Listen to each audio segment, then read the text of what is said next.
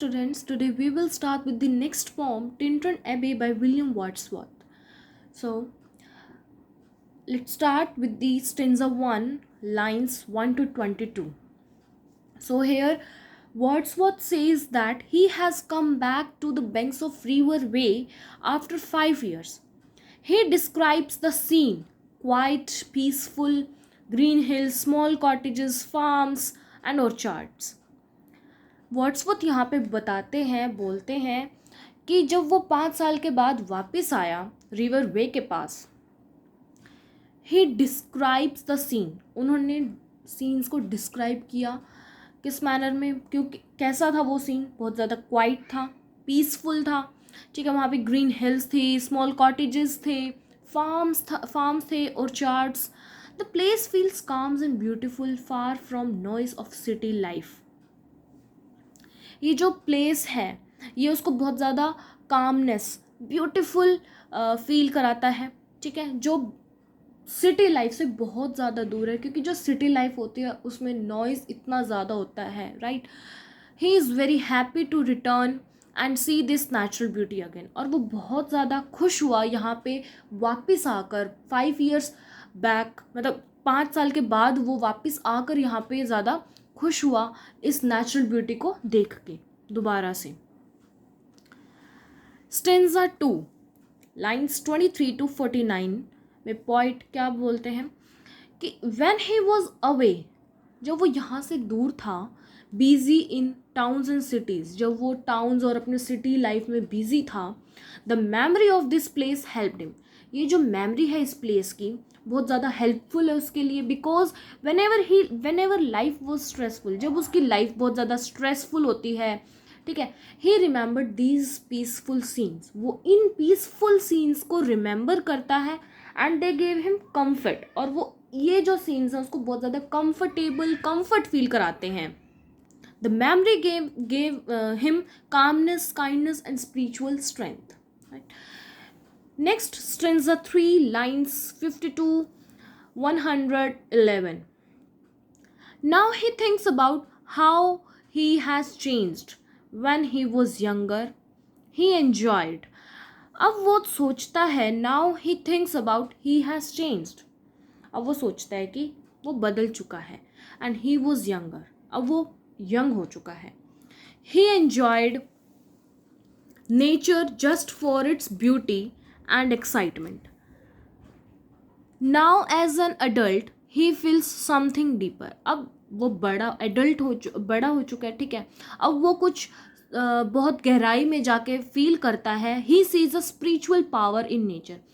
अब वो बड़ा हो चुका है तो वो फील कर सकता है नेचर को कि हाँ, वो नेचर में क्या चीज़ देखता है, स्पिरिचुअल पावर है, a feeling of God, something holy, something eternal.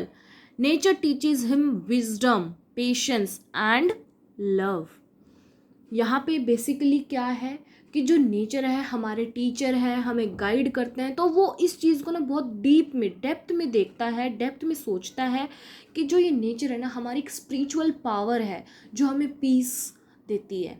ठीक है. Stanza 4, lines 112 to 159. He says he is grateful to nature. Nature makes him feel joy, hope, and harmony. It helps him rise above sadness and pain.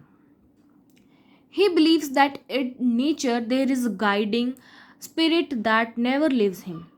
अब वो बोलते हैं poet कि he is grateful to nature.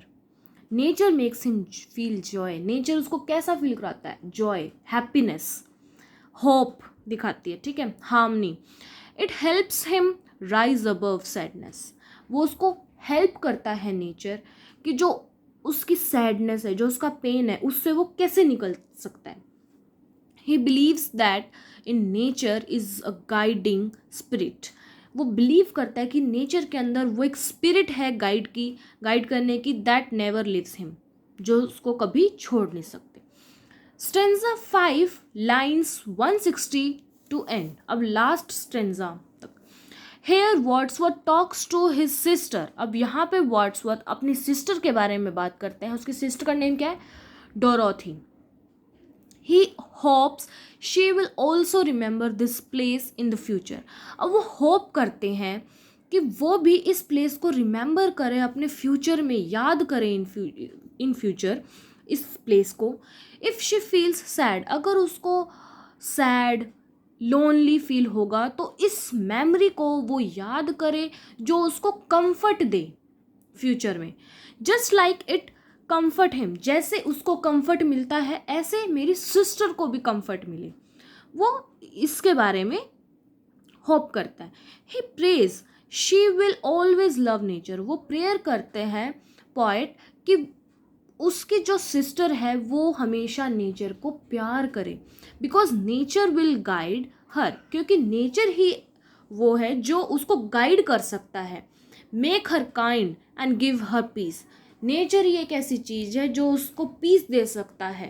ठीक है, इसलिए वो hope करते हैं कि वो भी नेचर से प्यार करे, वो उसके लिए प्रे करते हैं.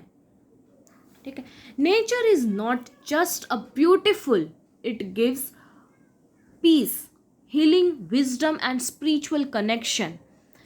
अब यहाँ पे जो पॉइंट है आइडिया देते हैं कि जो नेचर है वो एक सिर्फ ब्यूटीफुल ही नहीं है कि हाँ उसकी ग्रीनरी है वो बहुत ज़्यादा ब्यूटीफुल दिख, वो उसको पीस भी देते हैं. Not just beautiful, it also gives peace. Healing power होती है उसके पास, नेचर के पास. स्पिरिचुअल स्ट्रेंथ देते हैं, स्पिरिचुअल कनेक्शन बनाते हैं नेचर के साथ. It teaches us how to live and love better. Nature हमें टीच करता है कि कैसे हमें जीना चाहिए, कैसे हमें रहना चाहिए, कैसे हमें प्यार करना चाहिए.